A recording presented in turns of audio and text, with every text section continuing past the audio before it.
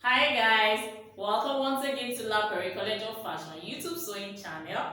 In today's video, we want to learn how to draft a blouse pattern using a simplified basic bodice pattern.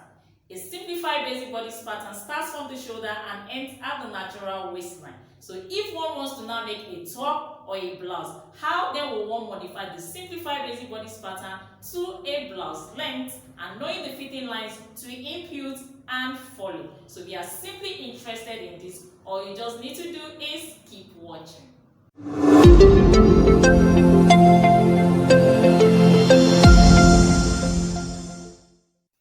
Here is the Lapery'S simplified basic bodice pattern that was drafted, and upon drafted, this bodice pattern can be used to produce unlimited bodice designs. I mean any upper parts of any garment styles, be it tops, blouses, dresses or jumpsuits. In today's video, we shall be modifying this bodice pattern to a blouse pattern. So the first thing we need to do will be to transfer the bodice pattern onto the working paper, which is the white paper underneath, and afterwards we'll cut out the pattern. I've already gone ahead to do this, and here I have my pattern pieces fabricated this way, and as you can see is the exact shape size of the basic bodice pattern, the original pattern, and it has been properly labeled. So the next thing we'll now need to do will be to modify the simplified bodice now to a blouse pattern. So I quickly remove this. Now, to extend bodice to blouse length, the measurement parameters needed will be the full blouse measurement and the round hip circumference. Those are the two measurement parameters that will be required. And for the blouse length, if not measured, on an average, what you do is to come down by 8 inches or 10 inches maximum. We'll be coming down 8 inches this way or 10 inches this way to be fused together with the back bodice. And in the same extension that we're going to be extending the front piece as well. But if you have measured your blouse length, what you do is to get the extension is to subtract the blouse measurement from the, is to subtract the back length measurement from the blouse length. Take for instance, you have measured blouse length as 24 inches, the blouse length 24 inches. Then go ahead to measure what you have on the back piece. Back piece is 15 this way, while front piece, the front length is 16 and a half, which is a difference of 1 and a half. And for the side darts, we are having 1 and a half. Now, to do the extension of this bodice, having measured the blouse length as 24, what we'll do is extension length will now be blouse length, which is 24 minus the back length. And what we are going to be having as the result is 9 inches, and which is still within the provision I made earlier. So on an average, we'll be coming down by 8 inches to 10 inches maximum if your clients desire a long length blouse. So the first thing we'll need to do will be to fuse our back bodice with the drafting paper like so, and I'll secure it with masking tape. And I'll go ahead and extend first by 8 inches. I'm making use of 8 inches for this particular blouse measurement. So I'll take the measurement at different points. Then I'll square across the line. And on this line drawn, I'll be taking my hip measurement. Hip measurement for this blouse is 40. And I'll be doing 1/4 of the hip measurement, which is measured as 10 inches. Then I'll go ahead and add half inch ease for the blouse to actually open up at the hem line. And from this point, I'll connect with my waistline here at the side seam. Having done this, I'm going to be extending my dart leg downwards, and of course the dart will not get to the hem line, to the hip line. I'll be coming upwards by 2 inches, and likewise I'll need to reshape my side seam here by 2 inches upward and blend with my dart leg. So bust point to bust point measurement that we used in getting the midpoint of our dart is 3.5. I'll go ahead and take the same measurement on the waistline like so. They will connect as the middle of our dart leg and square upwards like so. Then I'll be measuring 2 inches upwards this way. This is where my dart will end. Then connect the dart legs like so. And on the side seam, I'll be coming upwards as well by 2 inches, and I'll blend with the dart leg to shape my hemline.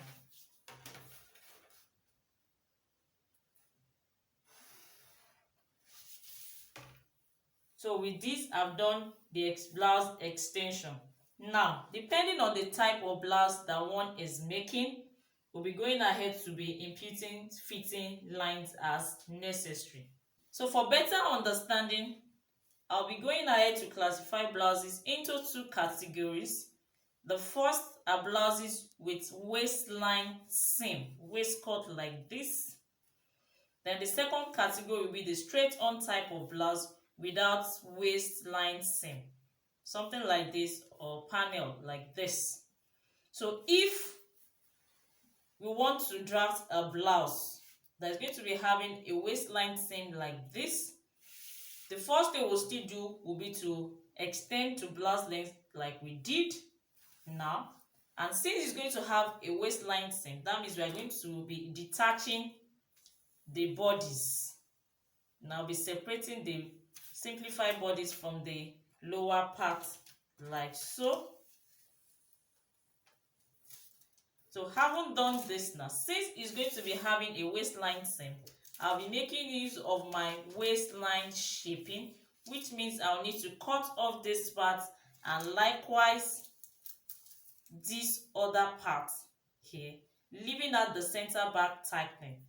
Like already explained in the skirt analysis, if you have not seen the video, I'll be putting the link in the description box. Kindly do watch for a better understanding.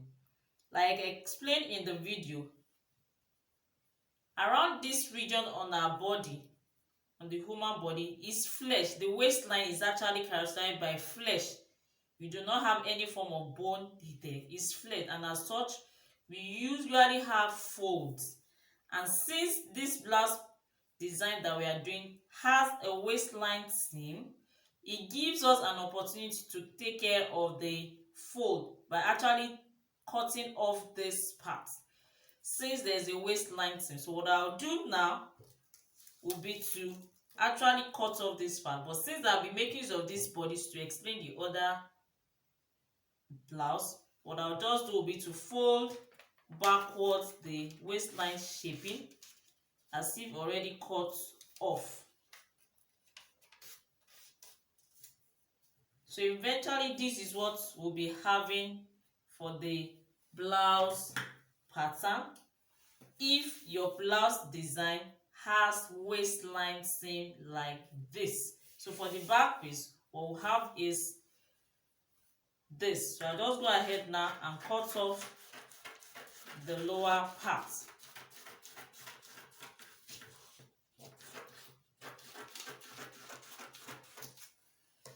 And with this, we are done with the back piece. So these bodies will be drafted like this and placed on fabric to cut off, while this will also be placed on fabric to cut fabric. So here is our center back, here is our side seam, here is the upper part of the waist, and here is the hem line. So this is how we'll go ahead to place on fabric. and the center back tightening here will actually be ignored. We'll disregard it. We're not going to be making use of it. That means the center back remains straight on like so. So having done this, we'll go ahead to do that of the front piece by extending the same way. Since we extended the back piece by 8 inches, we'll go ahead and extend the front piece also by 8 inches. So I need to first secure with masking tape like so. And I'll be coming down by 8 inches like we did the back piece. 8 inches this way, 8 inches like this, and I'll connect the points together and square across as my hem line. And on that line, we'll go ahead and measure our hip circumference, and we'll be doing 1/4 of the hip circumference. Hip is 40, so I'll measure 10 plus extra ½ inch to open up the hemline. Then we'll connect. While connecting, just connect like a straight line. You don't need to shape to give it any form of curve. Just connect straight line like so. Then using our bust point to bust point, half of the bust point that we use in drafting the bodice, we'll come to the hemline, take the same measurement, which is the middle of our dart leg, and just square upward to connect with the bodice dart. They will come upward by 2 inches like we did the back piece to connect our dart legs. And on the side same line, we'll also come upwards by 2 inches and we'll blend with the dart leg like so.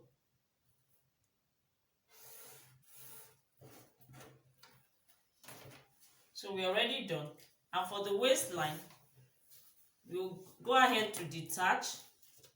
Since the blouse design we are doing has waistline seam,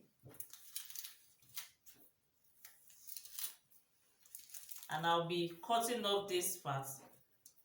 So let's just fold it backwards as if already cut off like so. So eventually this is what I'll be having for my blouse pattern for the front piece.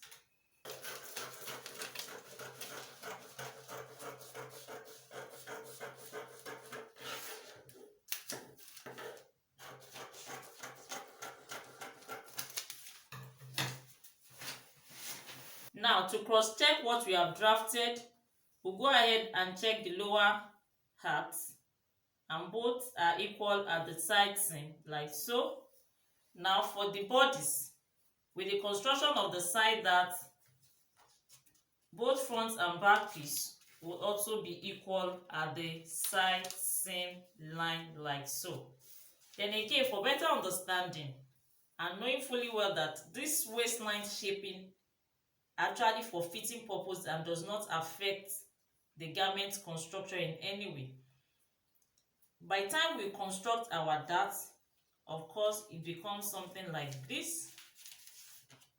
And of course what will happen to this waistline, it straightens up automatically, as you can see. Let me take it back. This is what we are having. The question might be, will this not affect our blouse drafting in any way? No, because by the time you go ahead to construct your dart this way, what we'll observe is the waistline actually straightens up like so, and by the time you go ahead to construct that of the lower part like so to fuse together, since you're going to be having waistline seam, by the time you want to join it together, automatically, as you can see the shaping here, at the center back it goes up slightly to meet up with the bodice, which actually makes it to sit well on the body like so. You can see. Now for the front piece, the same thing applies. This is what we are having now. We have shaping in at the side seam. With the construction of our dart like so, you can see that the waistline actually straightens out. This is what we are having. By the time we go ahead to construct now, it straightens out for the bodice. Now for the lower part, by the time we construct the dart, what we'll observe is at the side seam it goes upwards this way, and we're able to fuse together, even though we still be having a little bit of an overlap which will still fit on the garment. Without this waist shaping that we have done, we'll be having at the side seam will be more overlapping. Let's do it like this for us to see. So if this was not cut off, is left like this, what will happen is after the construction of the dart, then joining the two pieces together at the side seam now, you'll be having more, it will really overlap more, and that is where you'll be having excess fabric. But with this cutting off the waistline shaping will reduce the excesses we are supposed to be having. You can see it's not so much, but if we didn't cut it, we'll be having more excesses at the side seam line this way. So the waistline shaping is necessary, and it helps us to take out the excesses.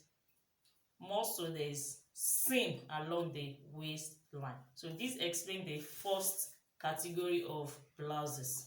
For the second category of blouses, which are the straight on blouses without waistline seam, what we need to do will be to first extend our basic bodice like we did to our blouse length, like so.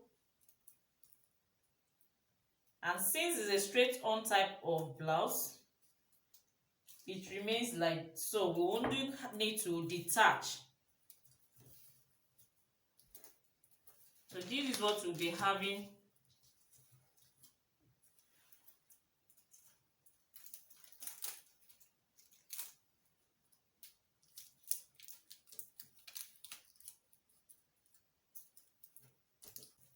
So this is what we'll be having straight on like so. And since it's straight on, we will not be able to make use of the waistline shaping. So it remains like this. So for us to actually make the garment to fit, to grip more, such that the side folds are not obvious, we'll only be able to make use of the center bar tightening. And this is where the center bar tightening comes into place. So what we need to do is, of course, it will not end at the waistline. We need to extend it to the lower part. So all we'll need to do will be to extend, and the extension also ends at 2 inches from the hem line. So I'll be going ahead to connect this way, like so. So here now is my center back tightening, which I only make use of when I'm having a straight on type of blouse. So what we'll do now will be to cut off like so.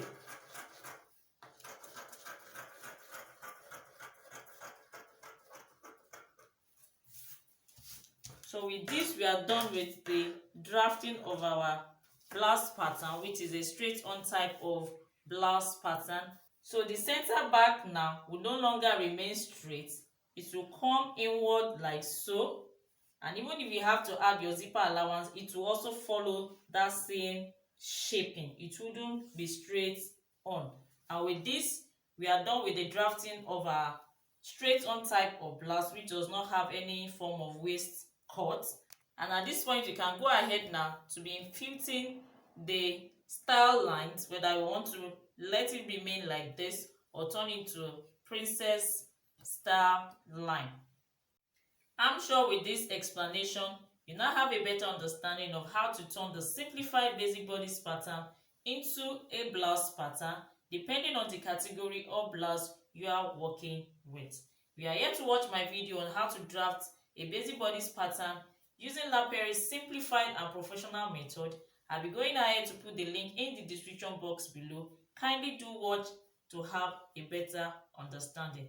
If you have learned from this video, kindly give this video a thumbs up. Don't forget to subscribe to our YouTube channel and hit the notification bell so that you get notified every time that we upload video on this channel, which we do weekly.